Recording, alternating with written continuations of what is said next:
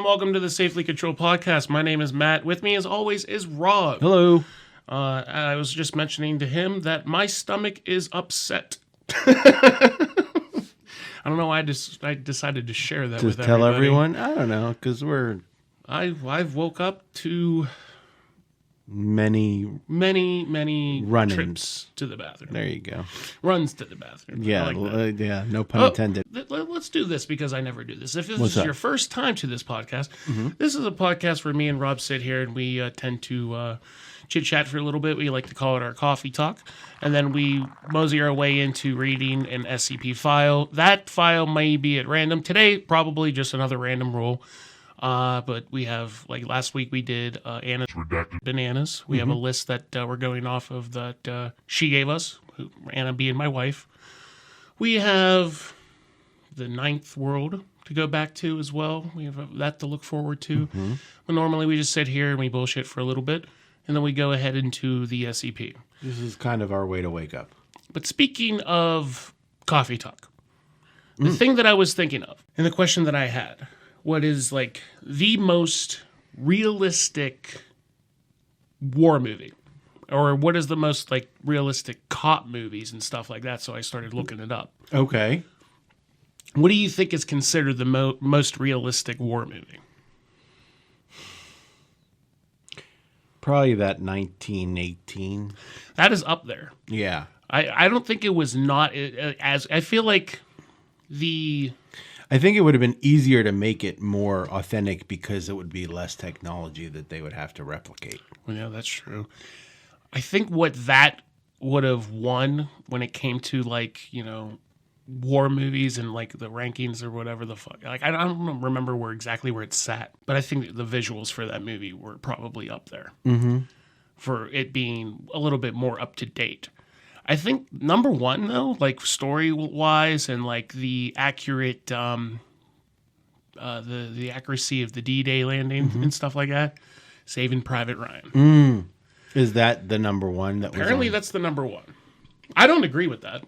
Well, what movie do you think would perform better? I think that Black Hawk Down is a nice one. More or like realistic? more like it's just, I think it's when you break it down to, like, you know, the D-Day thing in Saving Private Ryan is like, that's what's most, it's very, very accurate is what they say. Yeah. Combat movement and shit like that in Black Hawk Down, I think is very, very accurate. I think storyline stuff like that, like, I guess if you're trying to just retell the story of a war. Platoon's a good one, sure. Full Metal Jacket. I think that's Full more, Metal Jacket was of more like of a boot camp, if a anything. boot camp story kind, and then they only hit the actual war at the end of the movie. Yeah, I would when say they were in Vietnam. The sniper. Yeah, that whole scene. Yeah. That's real. That's a real scene. Yeah. Like, because like I remember watching Full Metal Jacket when I was younger. That's probably the one that I've seen the most too, out of anything that we've mentioned. Yeah, I do remember seeing that movie. The boot camp and all of that is like one completely different movie than the other half. When because he it's gets two out. different worlds. I know, get it. Well, I guess that's a good way to look at it too. What got you on a movie kick, like a war movie kick? What the war movie thing? It didn't start there. It actually started with the police thing. I was watching the movie End of Watch with Jake Gyllenhaal and Michael Pena. Okay. And I think that has to be the most realistic patrol cop movie. It's filmed, it's kind of like a found footage movie. Oh. So that's why it's a little bit realistic, because it's really like, really it's not. Huh? Is it like, it's obviously a movie, but I'm just saying, like, is it made that the characters don't know that they're being filmed in the movie? Is that the kind of deal? No. It's made that he's filming the entire thing. Oh. So it's an active... I think, yeah, Jake Gyllenhaal's character is in some school class where I think what he's like trying to take is filmmaking or something like that, to where he starts basically filming his patrols. He has a camera that he's holding. He has a body camera. His partner has a body camera. But then there's just not those cameras, if you will. Like it's sometimes it's being filmed by random shit. The people that are basically after them the entire movie are also filming everything that they have going on, to where it's like, it just sounds confusing. So but it's not. It's really good the way that they pull it off, because first the way that a found footage film works is that it has to work. Now normally one camera is good enough. Yeah. Like Blair Witch. Yeah.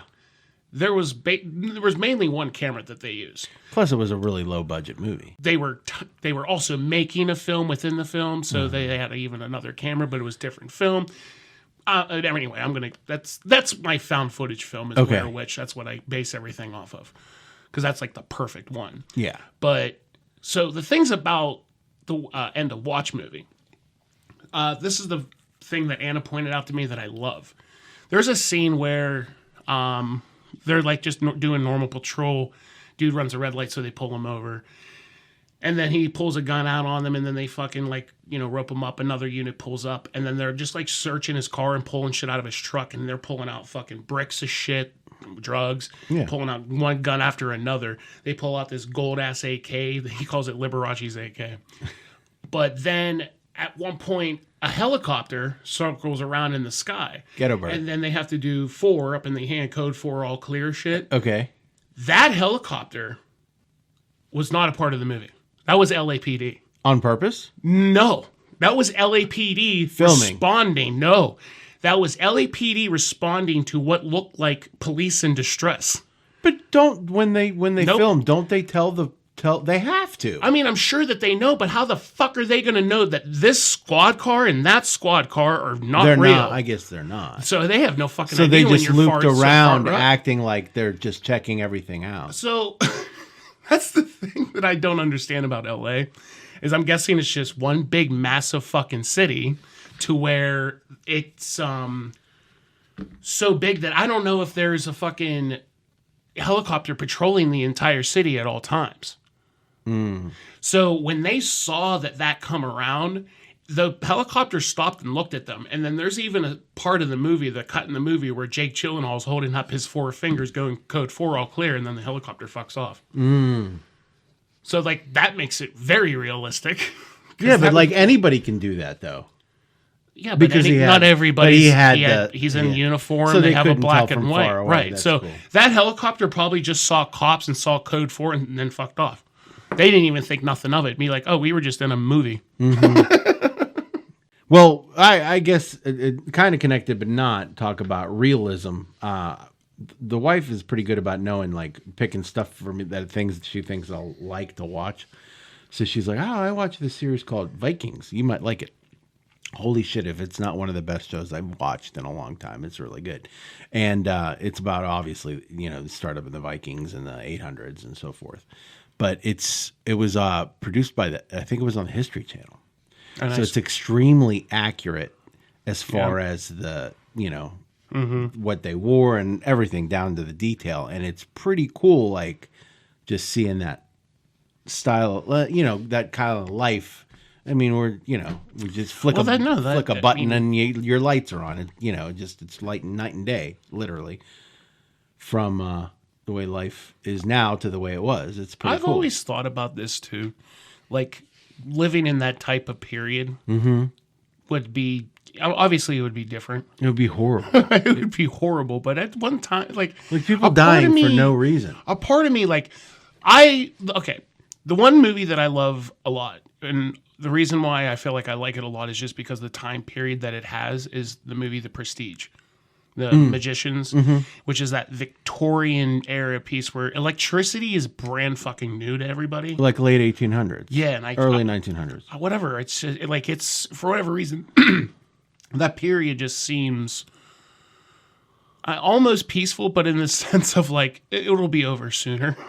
Because it's like, you know what I mean? Yeah, I know what you mean. but like that whole time frame was crazy with World War I. And with Edison electrocuting elephants and all this weird shit that was going on, it was crazy.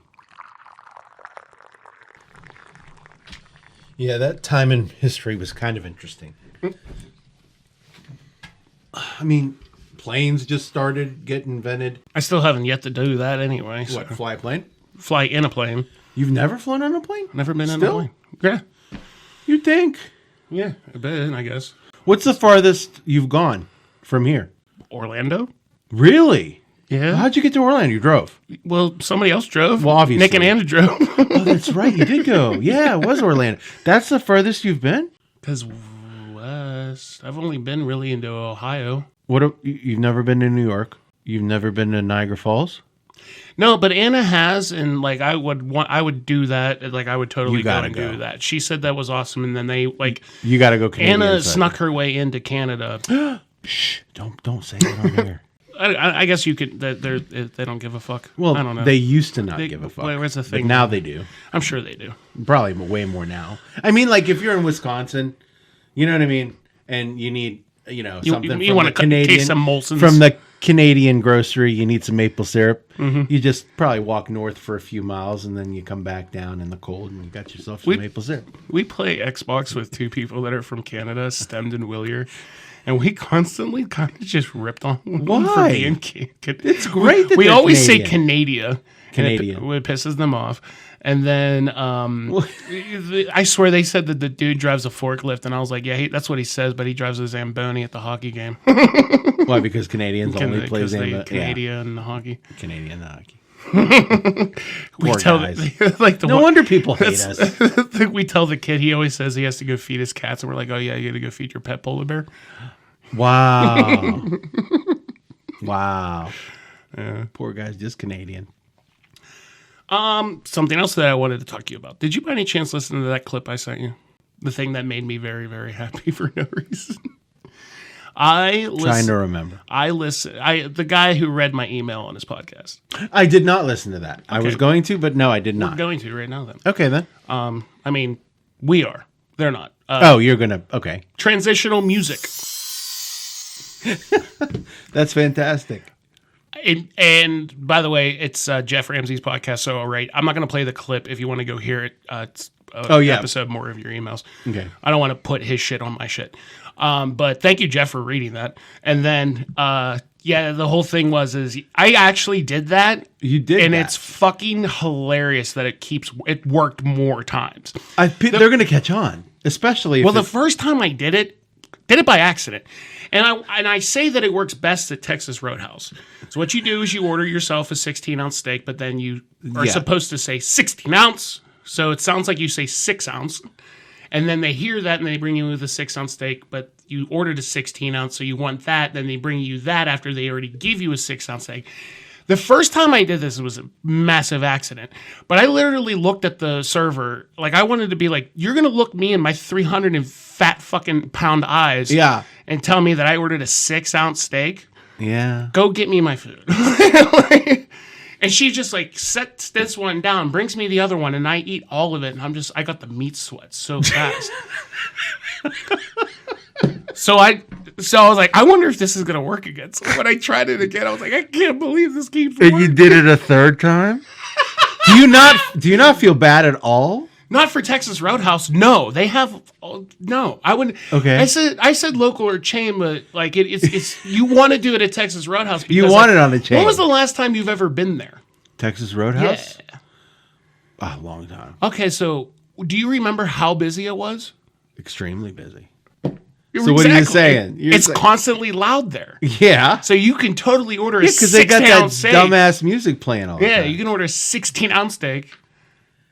A 6-ounce steak. Yeah, a 16-ounce steak. Oh, yeah. But and then when you get it, you're like, hey, I ordered a 16-ounce steak. Yeah. You're gonna get there, and you're. I am not gonna do it. No. Tell your wife to do it. She'll do it. She will not do it. I'll text her. No, you won't. You know, screw it. 3D10s. 3D10s? 3D10s. 533. Why do I? Feel like we've done it. You always do that. I don't know. I don't know. They all sound the same. Apparently, we have never done this. Snake. I think necklace. I'd remember snake necklace. Is 530? No, it's not on her list, is it? Is it? That's why I thought it sounded. We need. You know what? We just need a little sheet of paper with the numbers up. I have it on my phone. I know, but I'm saying that way we'll always know. 533. 533. The snake necklace. Oh, do we want to, before you click on it? Oh, Too late? On it. Why? I wanted to guess what the rating was going to be before we. Oh, you didn't click on it. Don't click on it. The rating is going to be close. 342. I was going to say close to the number. So I'm going to actually just do the number in reverse, 335. I just said 332. So I'm going to go 345 or 335. But what if it's like $2,000? So we're both wrong. I'm going to do 1,335. I'm going to do 1,336. It's 86. God damn it. God damn, we were off. I thought it was oh my God, is this really bad? I thought we were doing Price is Right rules. Oh, I didn't know what we were doing. I thought we were just saying numbers. This is nice and short. This is very redacted. Extreme. Oh, this looks like the Epstein files. I was going to say. Right?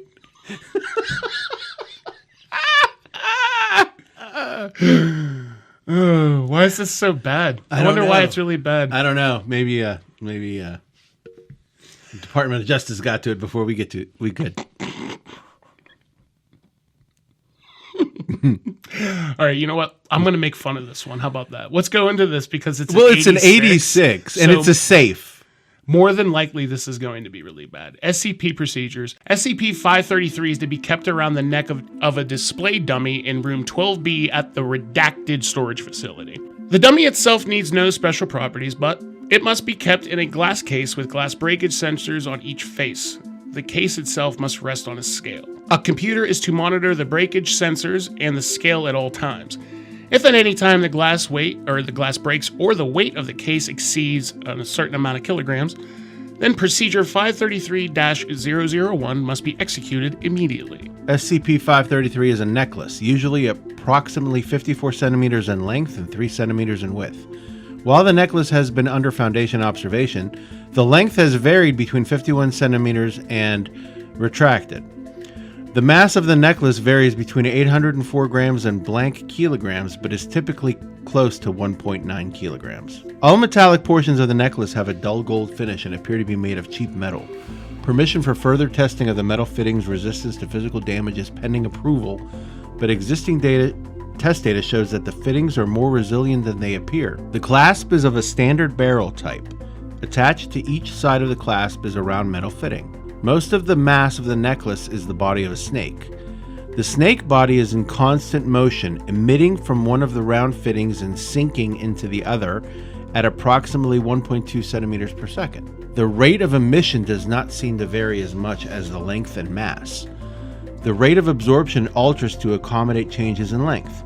Since the Foundation acquired the necklace in 1980 blank, an estimated 12,000 kilometers of snake body has appeared from one end of the necklace and disappeared into the other, so they're measuring it. The snake body can be easily damaged by conventional means, but any flesh or fluids removed from the body will be drawn towards the sink, fitting, and eventually reabsorbed. This physical attraction is similar to magnetism, except it does not increase in inverse proportion to distance from the fitting. Samples permanently lose their attraction if they are moved more than so many centimeters from the necklace, and will not be reabsorbed even if brought into direct contact with the sink. I can already smell why this sucks. You could, okay. It's just, all right, let's keep learning about what this necklace looks like and what happens. Okay. What are you thinking? Like, what's going on in your head? I was hoping that this would be like some sort of a necklace that you would put it on and like you would, like Medusa type shit, maybe. Not for an 84 rating. I guess not, no. No. I mean, it could have been a terrible Medusa depiction or something like that, but I think any Medusa depiction would be better than an 84. Coloration, markings, and texture of the snake skin change over time. Herpetological analysis of the marking suggests that if the necklace were the body of a snake, the type of snake indicated would not remain the same. Various types of the snake have been observed, but most often 533 appears to have the body of some type of constrictor. DNA testing of blood samples seem to support this hypothesis. I was about to say hypothesis. Hypothesis. Testing with D-class personnel. Hey! Go play with this. Go put this necklace on, you fuck. Personnel D-class indicate no adverse effects from wearing the necklace, although all test subjects express strong desire to remove the necklace as soon as possible.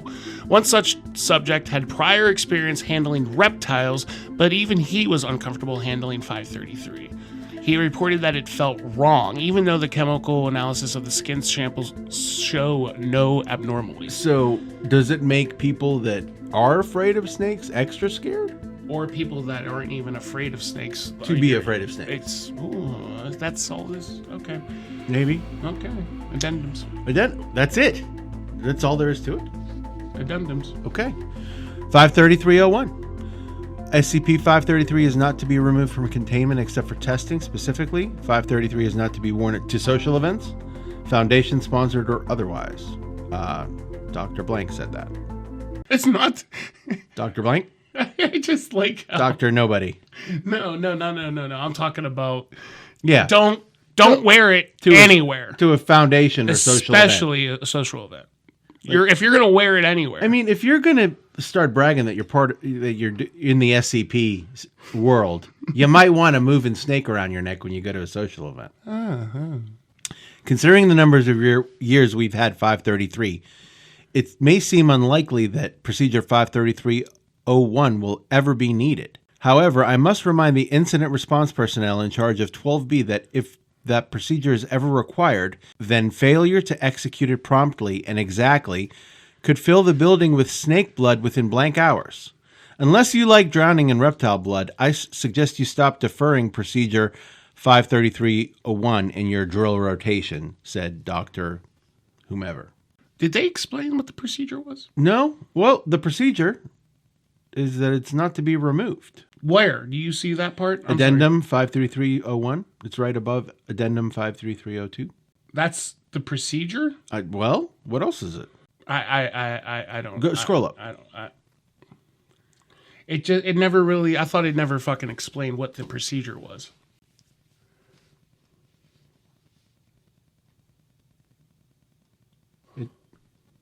You're right. Here.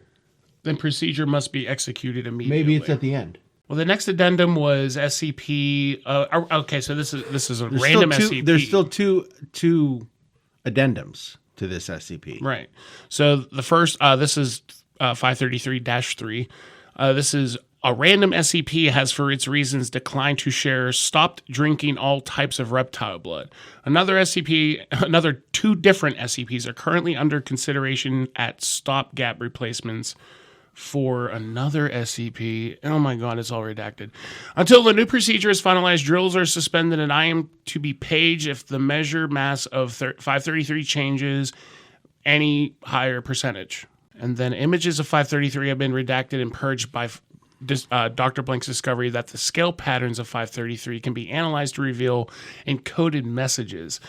The redaction and the purge was required because one of the decoded messages was discovered to be an accurate record of movements of Foundation personnel during the week. Okay. So it's keeping track of people's movements and it's somehow on the scales of the thing?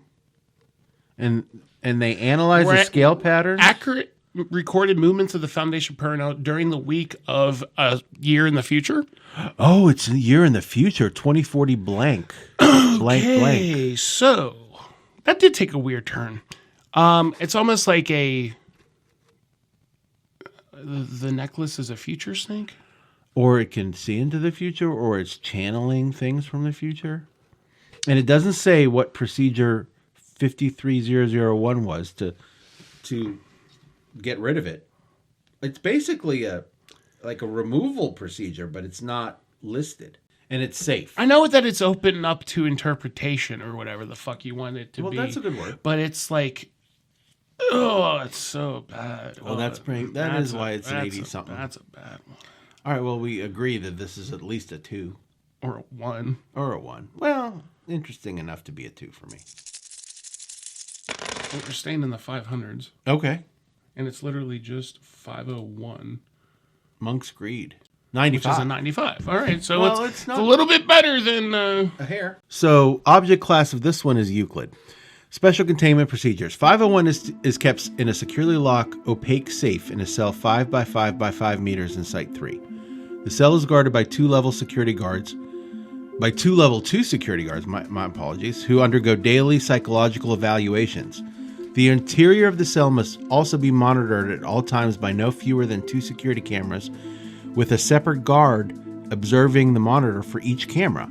Well, this is a high personnel containment. These cameras must be connected to a backup generator so they will continue functioning in the event of a blackout. All requests for experiments must be cleared by at least 3 overseers. Who the hell's an overseer? Like, would that be like management? I was thinking that it's kind of like O5 council people. Oh, maybe. Yeah, maybe. Any personnel attempting to gain unauthorized access to SCP-501's containment cell will be either detained for psychological evaluation or terminated, depending on clearance level. Psychological evaluation. Why the fuck would you want to go in there? It's like they're like, go. What is wrong with you? Well, maybe the thing is making them you crazy. Maybe, yeah, you know. Description: due to the nature of SCP-501's psychological effects when viewed, it is difficult to ascertain an accurate visual description. You can't even say what it is. According to reports from D-Class personnel who have had visual contact with SCP-501, it is an American $1 bill that radiates a glowing amber aura. Robotically controlled chemical analysis indicates that it is chemically identical to ordinary dollar bills. When a person views SCP-501, they are immediately overwhelmed by a desire to obtain it. Okay, I'm in. You're in? That's all it took? For whatever reason, now that was so fast. I'm a little bought in now. You flipped. Just a real quick, little quick sentences right there. Let me read that sentence again since it works so well. When a person views SCP-501, they are immediately overwhelmed by a desire to obtain it. Studies with D-Class personnel have shown that this desire fades after a time, but that the time increases exponentially longer SCP-501 is viewed. Further studies have shown that those affected by SCP-501 will stop at nothing to fulfill their desire, willingly resorting to violence and even self-mutilation to achieve their goal. Viewing SCP-501 indirectly through a monitor or while wearing vision-reducing goggles does not seem to hinder the effect in any way. Amazing. So wait a minute. So what are the cameras looking at? Just a bunch of people trying to fight over a fucking dollar bill. But they're not showing the dollar bill, otherwise people watching the video would want the dollar bill. Well, maybe it's not on. It's just not in the. It's not in the line of view, but it's anything that can get to it. Yeah. All right. That's like that shit in Kingsman when they flip the switch. And then they go in. They're in the church, and then they start fucking beating the shit out of each other. Oh, it's awesome. But there's a dollar bill that everybody needs to have. There's another SCP that I've read before about a frisbee that everybody wants to have so goddamn badly. Okay, but it's like, or not a frisbee, it's a boomerang. Oh, so every time you throw the boomerang, and if you're like holding it with a glove, it comes back at you. I think we did it. No, I think we discussed this before because I read it. I don't think we did this. I think you might have told me about it. Yeah. So for some reason, that sounds familiar. But yeah, like if you touch it with your skin, your bare skin, it doesn't come back, and then you have to go find it. Like in your brain, it's like we should do that get one. It. I don't know what number it is. I'd have to find it. Yeah, just type in boomerang. Yeah. But maybe after this. But I like the view of it. A dollar bill. It's that fucking old Geico commercial with that dude. Oh, you'll be quicker than that. Oh yeah, the fishing. Yeah. That's the clip. Or I'm going to put that in the thumbnail. All right. That guy. An experiment was conducted to ascertain the effect of 501 on individuals who are successful in obtaining it. D-Class member D501 was chained to the wall of the containment cell, and all other personnel were evacuated from the cell. The security monitors were briefly switched off as a programmed robotic arm opening the safe containing SCP-501, allowing D501 to view it briefly. The arm then proceeded to move SCP-501 into a machine in the cell that hermetically sealed SCP-501 in an opaque jet black steel case. Researchers then re-entered the cell and unchained D501 from the wall, allowing him to obtain the sealed SCP-501, at which point the researchers moved to a safe viewing location to observe the actions of D501. A speaker was placed on the ceiling, and researchers were instructed to grant all requests made by D501 that it would not involve releasing him from the cell, would not result in possible visual exposure of the researchers to SCP-501, and would not violate safety or security protocols. The test began at 1:43 p.m. You can trust me with your dollar bill. I'm taking it with me. 10/20/09, 1:43 p.m. Subject acquires the sealed SCP-501. Subject stares at it without blinking for 10 minutes. Some researchers believe that the subject is still able to see 501 even through its sealed case. It's the most beautiful dollar bill I've ever seen in my life. Okay. 10/20/09. You know what? It's always going to be 10/20/09. We're just doing this one after the next. At 1:53 p.m., subject suddenly stops staring and begins to strip all of his clothing. Researchers hear him muttering, I must remove all the contaminant. Do it again. Wait. Do it. I must remove the contamination. repeatedly as he does this. Yeah, this is great. Let's keep going. 1:55 p.m., subject throws all the removed clothing into the corner of the room, after which he looks into the speaker and requests a razor. Request tentatively granted. The razor is carried in by an armed security guard. Subject takes the item and the guard leaves. Subject immediately and violently shaves off all the hair on his body and discards it in the same corner as his clothes. There, I'm pure. Subject cuts himself several times in the process, but does not seem to react or notice. As he shaves, he is heard over the speeder. Oh, no, okay. I gotta say it again. As he shaves, he is heard over the speaker repeatedly muttering, Begone, unwanted possessions. The subject discards the razor in a similar fashion to his hair and clothes as after he finishes using it. At 2 p.m., subject enters a lotus position and begins to meditate without closing his eyes or taking his eyes off the sealed SCP-501. I'm going to get that dollar. At 2:23 p.m., subject is heard whispering, I see. Say it again? I see. To himself. He stands up and looks again at the speaker and he says, I hereby renounce all of my worldly possessions other than the Holy One. I do not need anything other than the Holy One. Everything else is in contamination and must be forsaken. A researcher acknowledges the request. I'm sorry, I'm trying to keep a straight face. After which the subject immediately returns to his meditative. A researcher acknowledges this request. After which the subject immediately returns to his meditative stance. At 12 p.m., subject ceases breathing. Oh. Yeah, you can't do any more voices.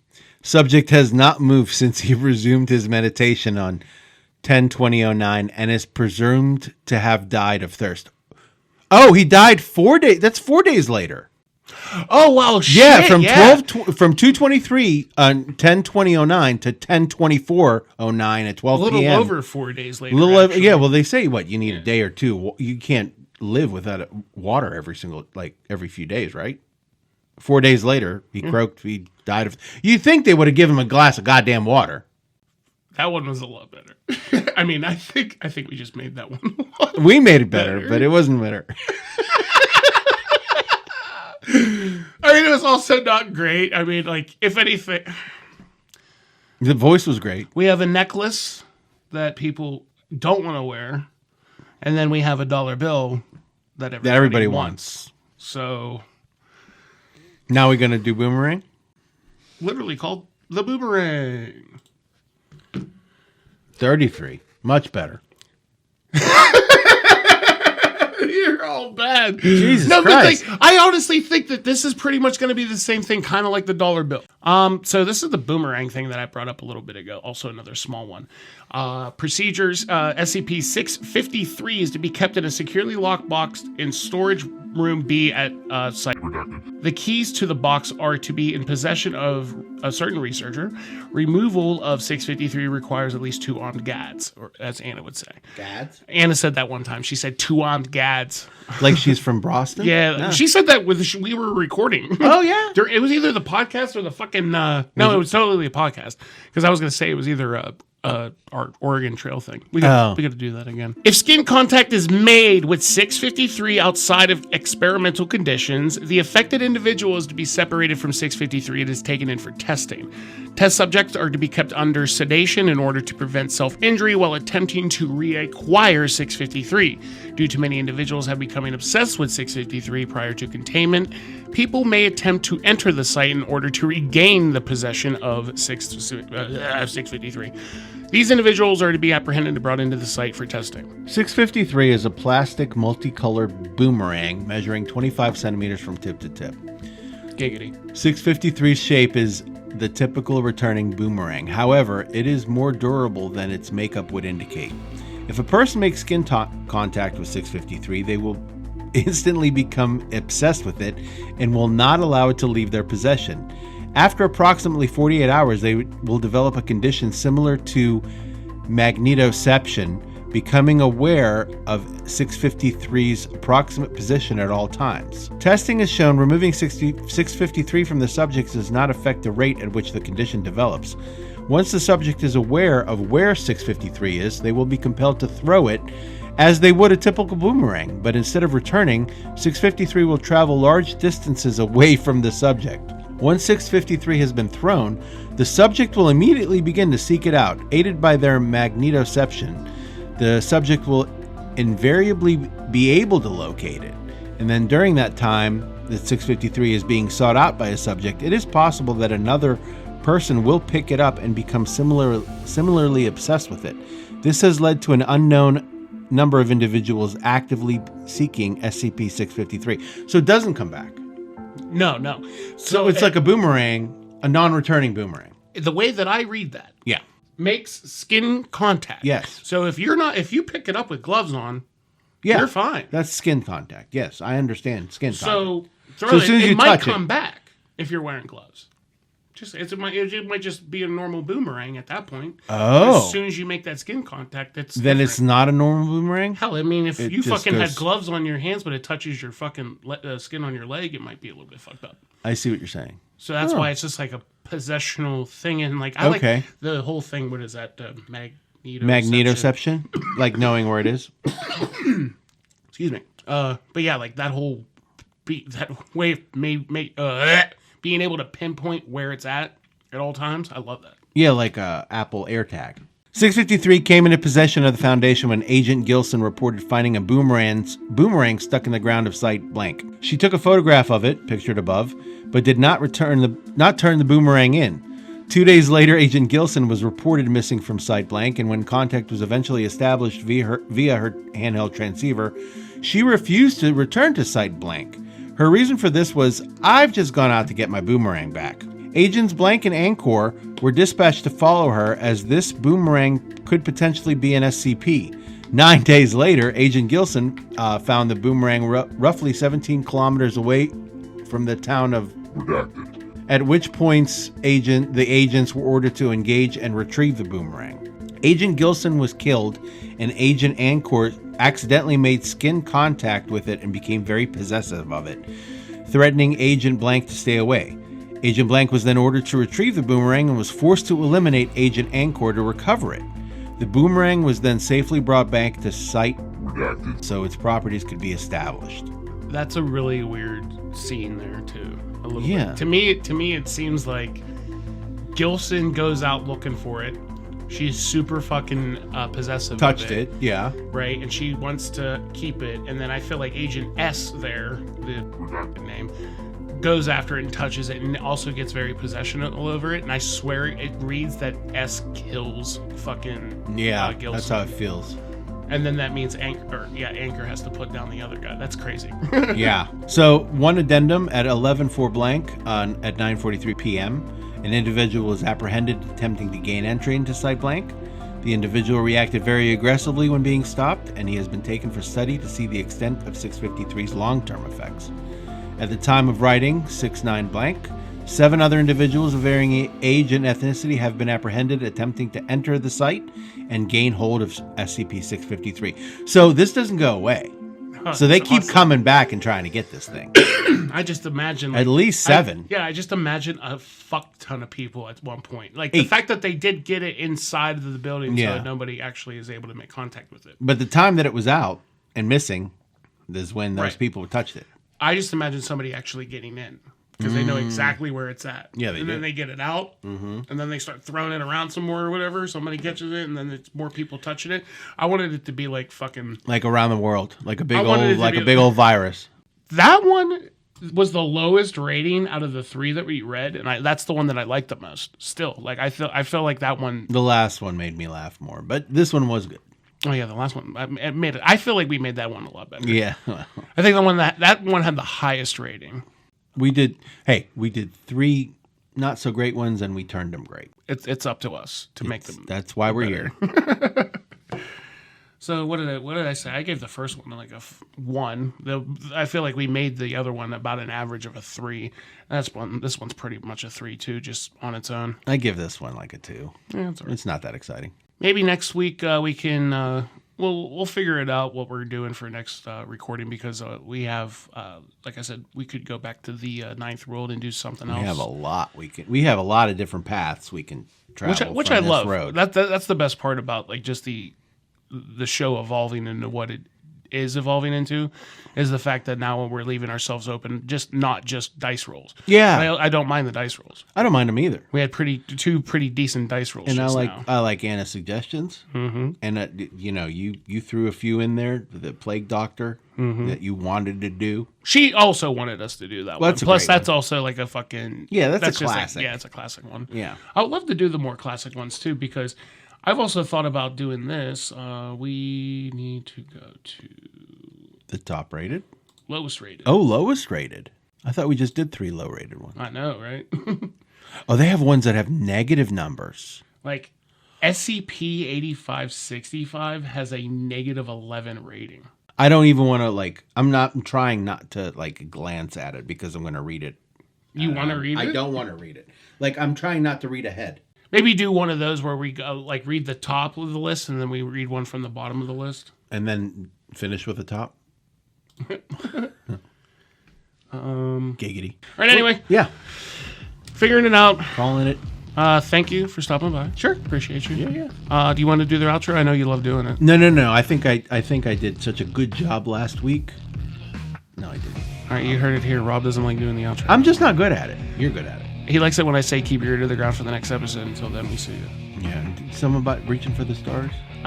You made that up in your fucking head. You made that up.